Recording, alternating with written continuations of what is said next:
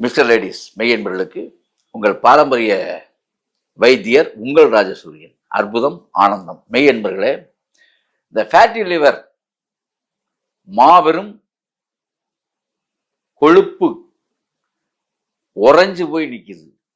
எதுல? லிவர்ல. கல்லீரல் என்று சொல்லக்கூடிய லிவர்ல. அதான் ஃபேட்டி லிவர். இந்த கொழுப்பு லிவரை விட்டு குறைக்கிறதுக்கு என்ன? இந்த வயிற்றுல கொழுப்பு தேங்கியது, அதை போக்குறதுக்கு என்ன அப்படின்னு ஒரு கேள்வி இருக்கு.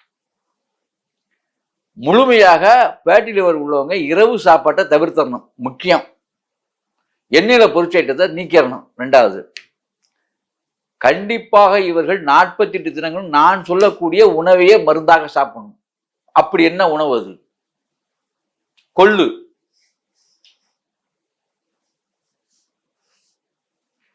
கொள்ளை முதல்ல வறுத்தரணும்.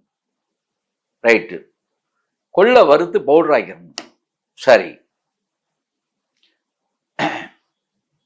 ஒரு 1/2 கிலோ கொள்ளை வறுத்து பவுடர் ஆக்கிருங்க. 100 கிராம் கருஞ்சீரகத்தை வறுத்து பவுடர் ஆக்கிருங்க. சரிங்க. 100 கிராம் மிளகை வறுத்து பவுடர் ஆக்கிருங்க. சரிங்க.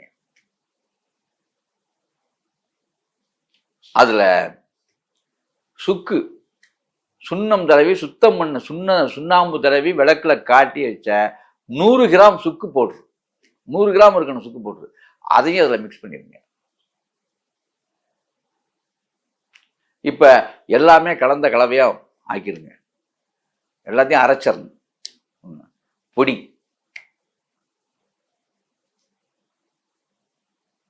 இதை இதுக்கு பேரு, இதுல ரசம். இதை வேற எதுவுமே நீங்க மதிய உணவு இதை தான் உட்கொள்ளணும். இதுல ஒரு 4 ஸ்பூன் எடுத்து போட்டு ரசம் வைக்கணும்.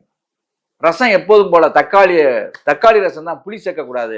தக்காளி ரசம், பூண்டு இதெல்லாம் போட்டு எப்படி ரசம் வைப்பீங்க? சீரகம் பூண்டெல்லாம் நுணுக்கி போட்டு இதுல 4 ஸ்பூனை தூக்கி அதில் போட்டுருணும். 4 ஸ்பூனோ 5 ஸ்பூனோ உங்களுக்கு தேவையான அளவுக்கு. இல்ல, ரசத்தை வச்சுக்கிட்டு இதை 2 ஸ்பூன் உங்க சாப்பாட்டில் போட்டு சாப்பிடணும். ஏதோ ஒண்ணு செய்யுங்க, மதிய உணவுல மட்டும். அதே மாதிரி இரவு இரவு உணவு இருக்குல்ல, இரவு உணவை 7 மணிக்குள்ள முடிச்சிருங்க. 7 மணிக்கு மேல தயவு செஞ்சு சாப்பிட்றாதீங்க.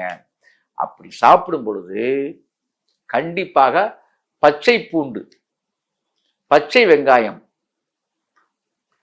ஒரு மிளகா வச்சு அரைச்சு அது ஏதாவது ஒரு வகையில் அதை சாப்பிட்டு படுங்க.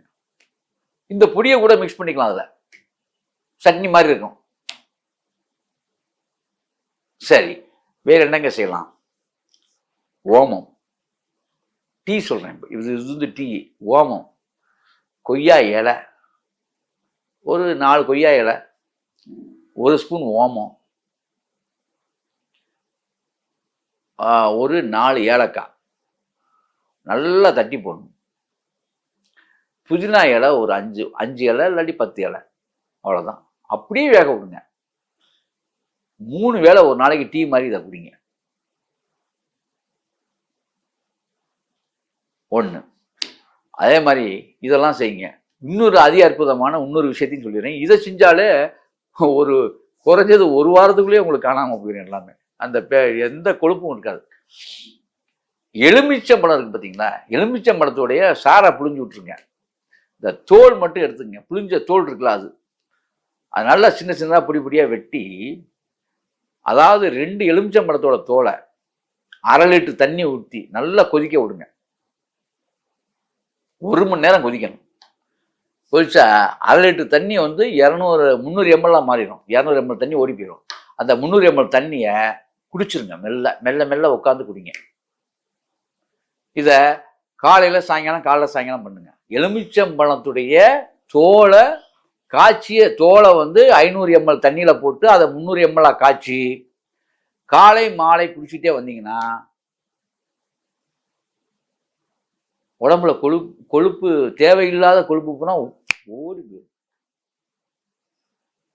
அதாவது இந்த கொசு கடிக்கும் போது இப்படி தட்டினீங்கன்னா கொசு பறந்து பார்த்தீங்களா?